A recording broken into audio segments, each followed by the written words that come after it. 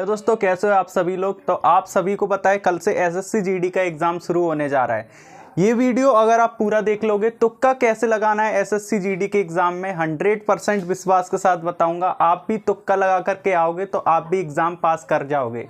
अगर आपने अभी तक कुछ भी नहीं पढ़ा है, तरीका बताऊंगा, पूरा वीडियो को देखिएगा। सारे सब्जेक्ट में किस तरीके से आपको तुक्का लगाना है ताकि आपका ऑप्शन बिल्कुल सही निकले।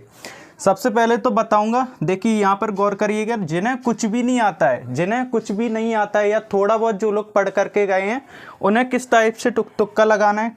कौन ऐसे बच्चे हैं जो तुक्का लगा सकते हैं, ठीक है। ध्यान से वीडियो को देखिएगा।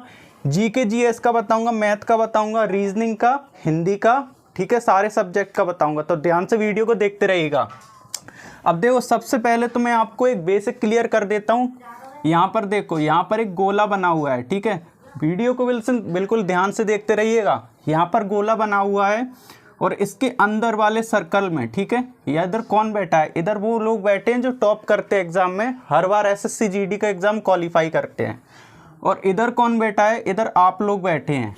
आप लोग बैठे इधर जहाँ पर आपके चांस हैं कि जीडी में आपका एग्जाम निकल भी सकता है, नहीं भी निकल सकता है। पर आपको क्या करना है, आपको ये लाइन में जाना है, अंदर वाले सर्कल में जाना है। तो आपको ज़रूरत पड़ेगी तुक्के लगाने की, ठीक है। क्योंकि अगर आप इस टाइप से, जो मैं बताऊंगा इस टाइप से तुक्के लगा करके आ जाओगे ना भाई, तो आप एग्ज़ाम पास कर जाओगे। चलो अब मैं स्टार्ट करता हूँ वीडियो को। सबसे पहले बात करता हूँ जीके जीएस का, ठीक है। अब देखिए, ये जीके जीएस और सभी रीजनिंग, हिंदी, जीके जीएस सभी के लिए अप्लाई होगा ये रूल्स, ठीक है। जीके जीएस और मैथ दोनों के रूल्स बताऊँगा, ध्यान से देखते रहना। सबसे पहला, जिस ऑप्शन का आंसर सबसे बड़ा हो, ठीक है, जिस ऑप्शन का आंसर सबसे बड़ा हो उसमें हर बार कौन सा तुक्का सही लगता है, ए ऑप्शन, ए सही लगता है। यानी कि आपके 4 ऑप्शन हो गए, ठीक है, ए, बी, सी और डी, ठीक है। 4 ऑप्शन आपके हो गए। तो आपके 3 ऑप्शन ऐसे हैं जो कि छोटे हैं और चौथा ऑप्शन आपका बड़ा है। चौथा ऑप्शन आपका बड़ा है, कोई भी हो सकता है, चाहे ए हो सकता है, चाहे बी, चाहे सी, चाहे डी, ठीक है। तो जिस ऑप्शन का आंसर सबसे बड़ा होता है वो ऑप्शन हमेशा सही निकलता है, ये बात ध्यान में रखना, ठीक है। सबसे पहला तरीका है। दूसरा बता देता हूँ, जब ऑप्शन में कंफ्यूजन हो तो बी या सी को चुने, ठीक है।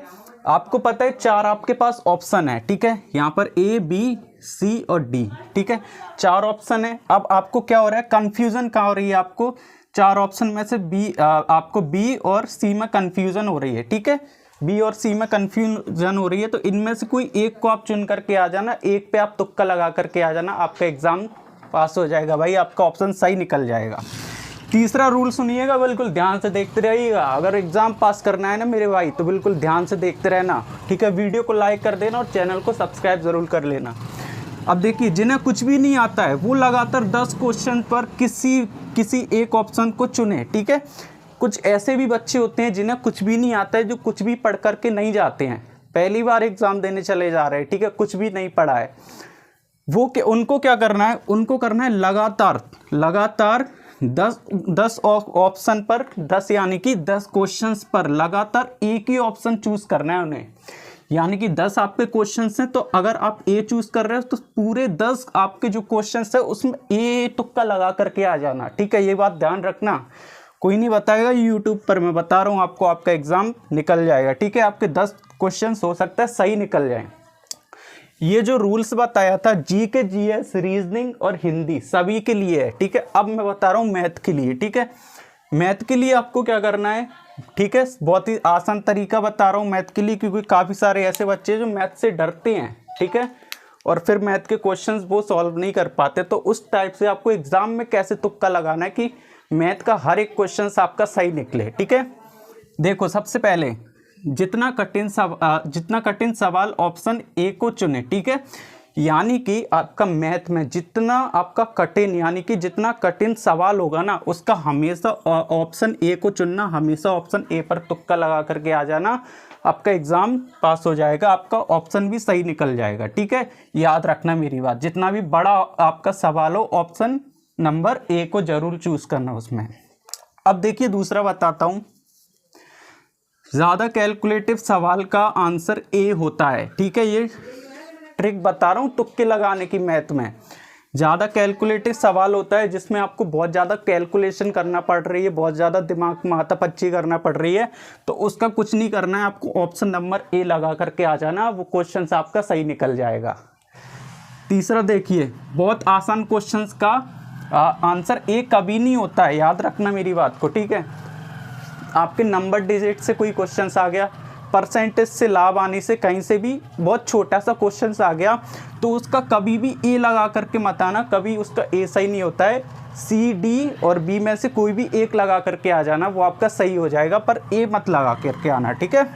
अब देखो मेरी बात, डिजिट वाले कैलकुलेटिव सवाल का आंसर कितना होता है, या तो आपका ए सही निकलेगा या फिर इनमें से कोई नहीं, ठीक है, ये दो सही निकलेंगे।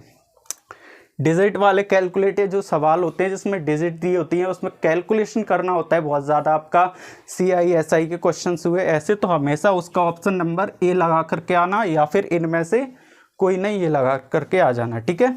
तो ये सारा जो मैंने रूल्स बताया है ना, तुक्के लगाने का, SSC GD के एग्ज़ाम में पास करने का बेहतरीन आपके पास मौका है, ठीक है। तो ये ज़रूर अप्लाई करिएगा, और चैनल पे नए हैं तो चैनल को सब्सक्राइब ज़रूर कर लीजिएगा।